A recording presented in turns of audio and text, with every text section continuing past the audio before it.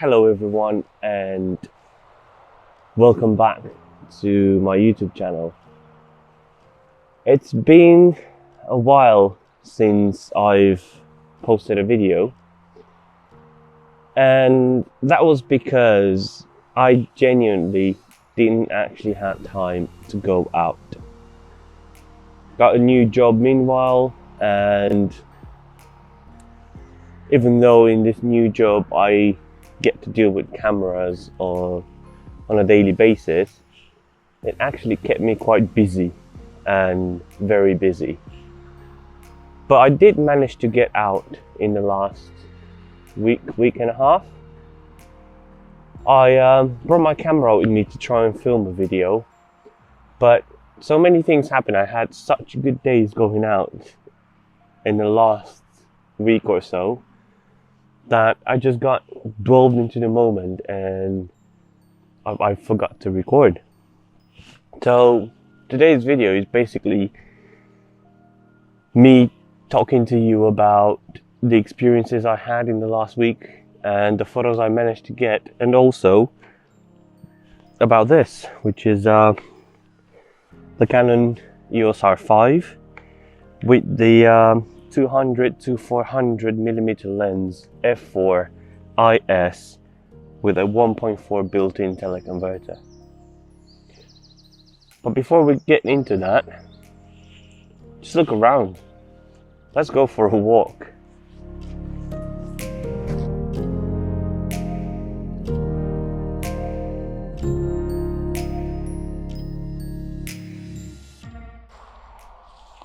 And the best place to come and talk to you, given the fact that one of the best experiences I had in wildlife, it's related to bluebells, it's to come back to the place where I've done my bluebells video, if you remember.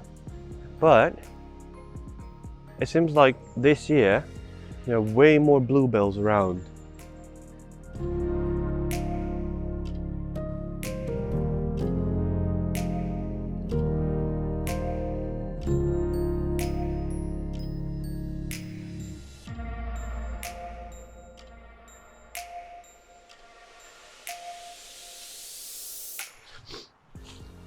I think the first thing that we need to talk about today, it's basically the camera.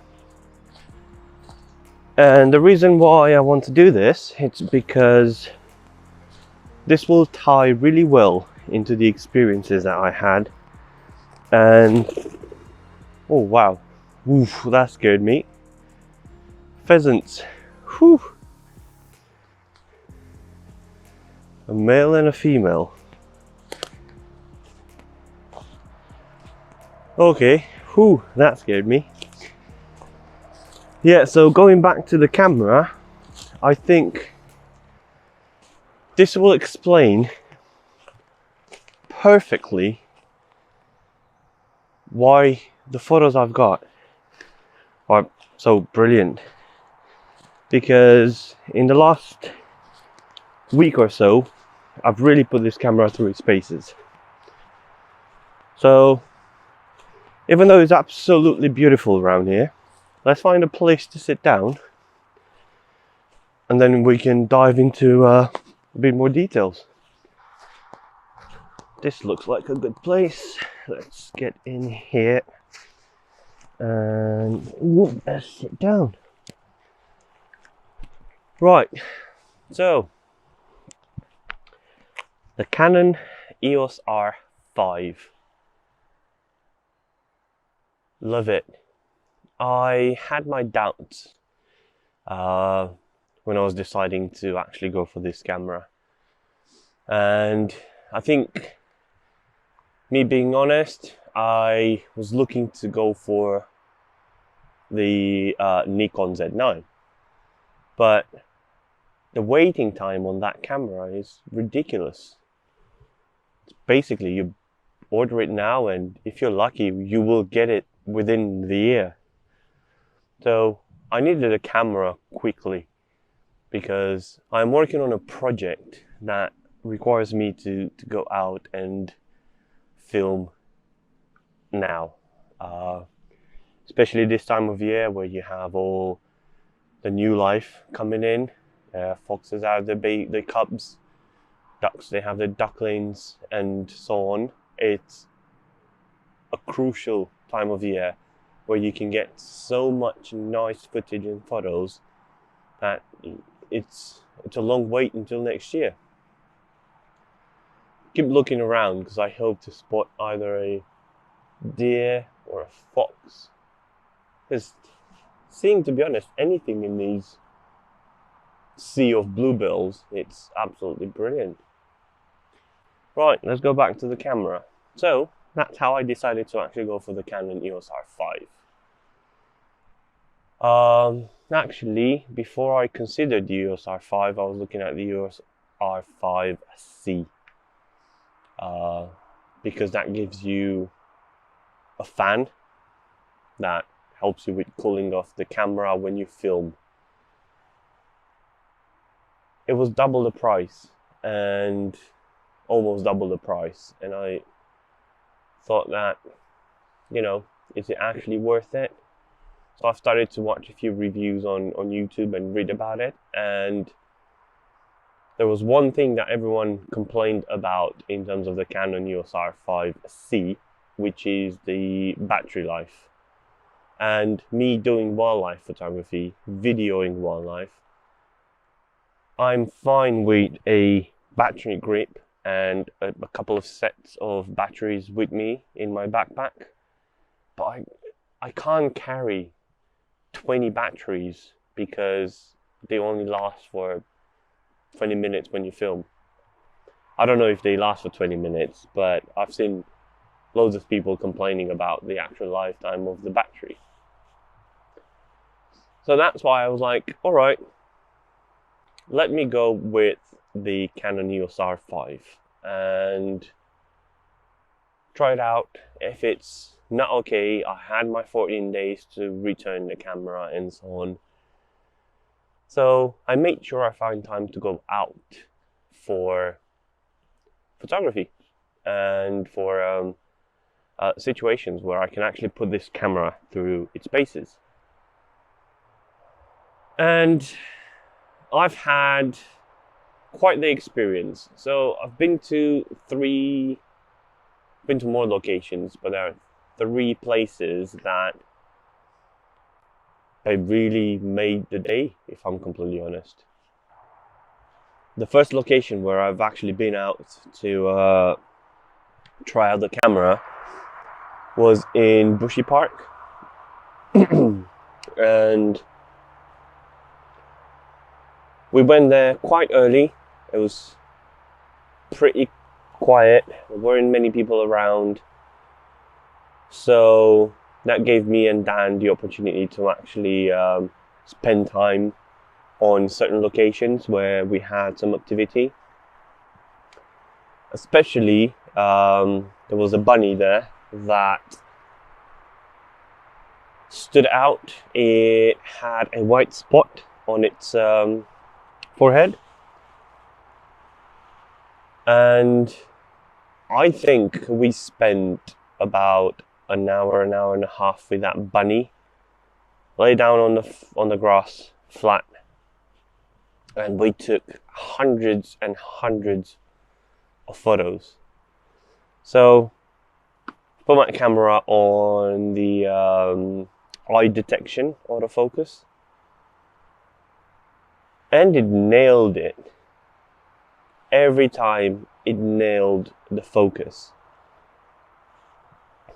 Can't complain. Makes your life so much easier in terms of composition that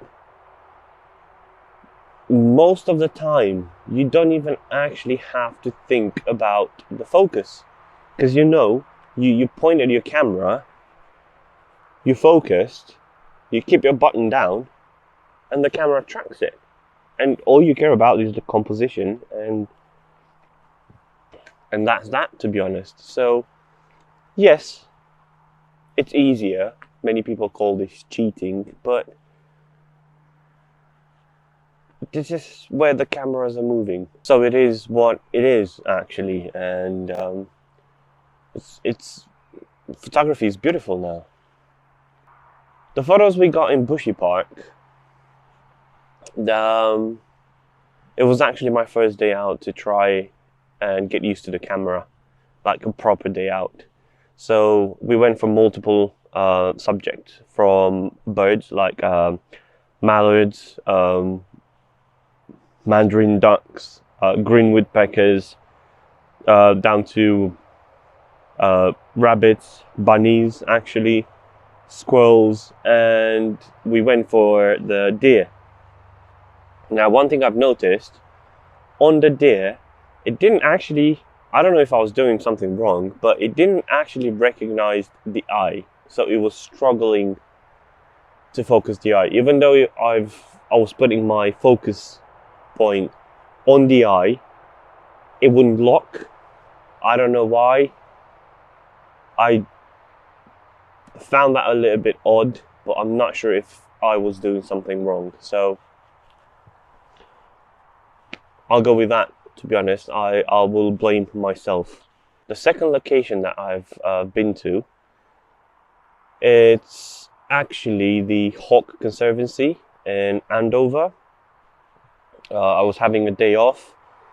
Everybody kept telling me, oh, you need to go and visit that place, because what they do, it's absolutely amazing with conservation of hooded vulture in Africa, and they raise money to combat the poisoning that's happening there from the poachers, because the vultures are actually giving away the location of where the poachers are killing elephants or whatever they do.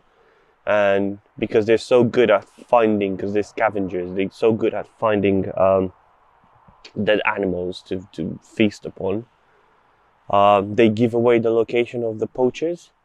So poachers actually kill elephants, they cut their tusks, and then they poison the carcass. So when the vultures are coming down to eat, they get poisoned and die. So they've put together like this poison kit that gives a chance to the vultures to get like an antidote after they're poisoned to recover. But all that costs money. That is time. They need to do training. So they have the Hawk Conservancy here in Andover where you can go and visit, and they put out flights for visitors, and they have 3 flights in a day, spaced evenly. So you get there, you have a look around, and then at 11:30, if I remember correctly, you go to the Savannah Arena, and then they bring out this lovely birds and they fly them around, and that gives you tons of opportunity to test a camera. You have in-flight shots, you have some big birds, you have fast birds, and I think my favorite moment of the day, and the one that was the most challenging in Hawk Conservancy, was the last one, which started at 3:45 or 4 or something like that p.m.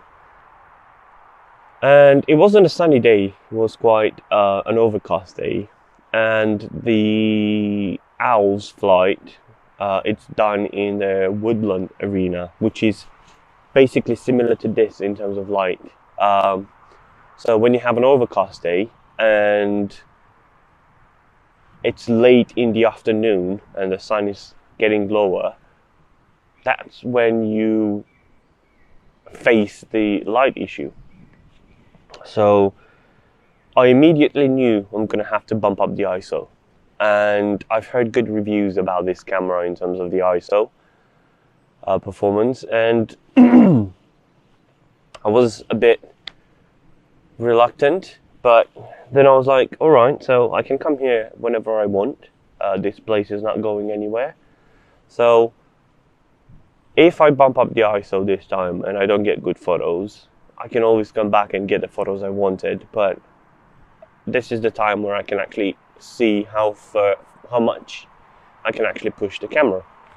So I don't think in that woodland area, I don't think I've actually shot under 4000 ISO.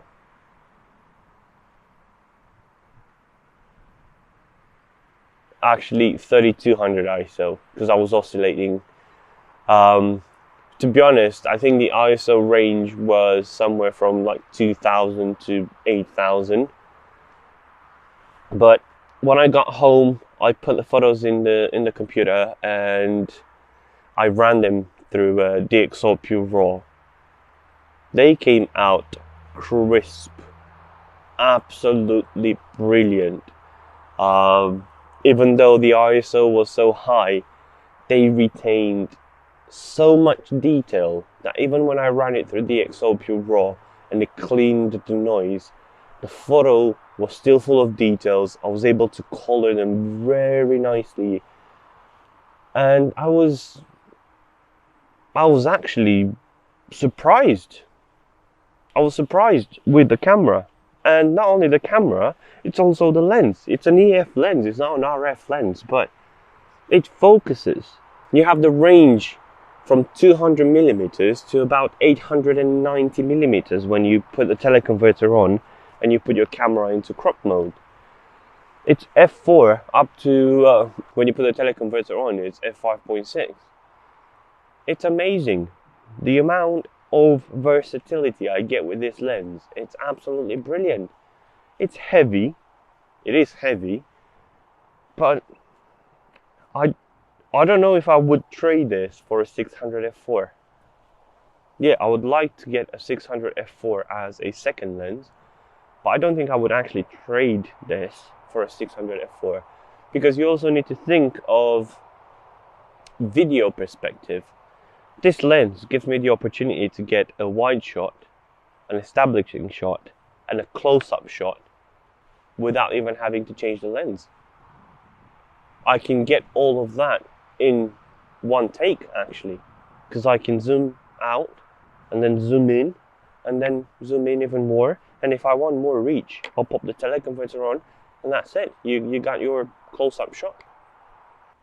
In terms of the third location, I'm not going to disclose the location actually, because in UK foxes are quite prosecuted.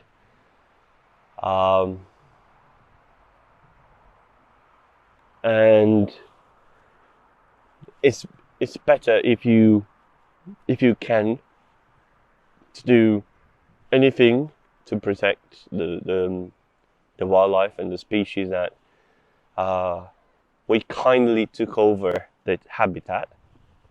Do it, because all these animals are doing is they adapt to survive to our urbanization taking over their actual habitat, and the way they managed to do that is absolutely amazing. So the third location, which I went with Dan again, I think it was one of my best experiences in wildlife photography. We went into a place which is similar to this, a forest, and as we were walking around there, Dan noticed something that ran from a bush into a log. Well, there was a fallen tree, and there was a log there, the tree, and it ran under it. And he looked at me and was like, "That's a fox cub." And we sat there, we sat down, we tried to hide ourselves behind some bushes and sit next to a quite a big tree to try and break out our outline and not stress the cubs. And spending the few hours there, out of the sudden, 3 cubs just popped out from that hole, and they were looking around and smelling, and they could obviously feel our presence because you could see them sniffing the air and looking around, and obviously the slightest movement you make to try and get a photo, they will see that. They will see you moving, and some of them were braver than the others, and a few like darted back into the den, and then there was one particular one that actually was quite brave and coming around and sniffing, and it was amazing. Light was an issue again there, so I didn't go under ISO 4000, and that was with a shutter speed of 1/50th of a second. So I didn't actually have much choice there. But again, this camera performed amazingly. I had to go on set the night before, I think, and I took some photos on the film set, and I forgot to change the camera focus from people to eye detection to animals. So I was struggling a little bit to actually get the focus on the eye. The camera was finding the eye, but it didn't look properly on the eye. And I thought, well, this might actually be... I remember actually talking to Dan about it, and I said, this might actually be what the camera can in terms of the eye detection and tracking. So I got home and I looked at the camera and just noticed that the eye detection was set on people rather than animals. And I was like, see, again, that is my fault and not the camera's fault. So a couple of days later, we went back to the same place, because getting fox cubs in bluebills, that's, as Dan said, that's a once in a lifetime, literally once in a lifetime opportunity.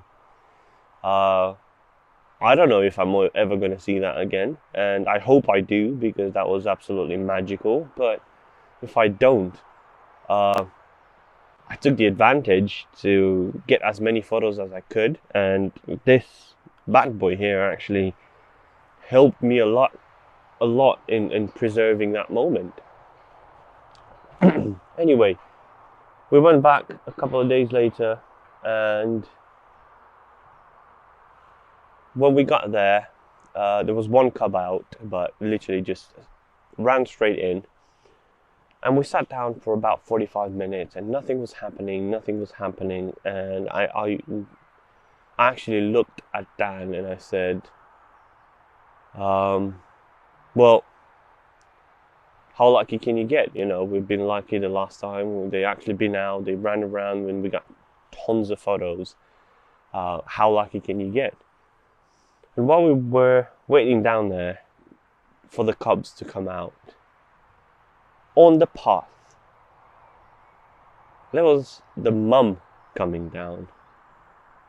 And it was one of the most beautiful foxes I've actually seen. It had a really nice face expression, really nice fur, really nice colors on her as well. And imagine seeing that red, a fox red, walking around this environment in the bluebills and in this green. It was absolutely magical.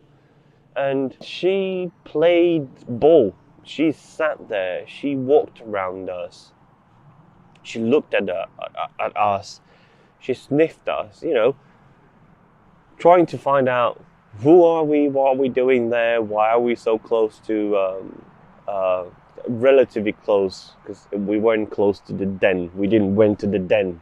We kept our distance because that's why we spend thousands of pounds on these lenses. But who were these guys around her den, around her cubs and what's going on? And she sat there for, I think, 45 minutes, and then she walked away, and then she came back and sat for another 20 minutes, and I think she did that for about 3-4 times. And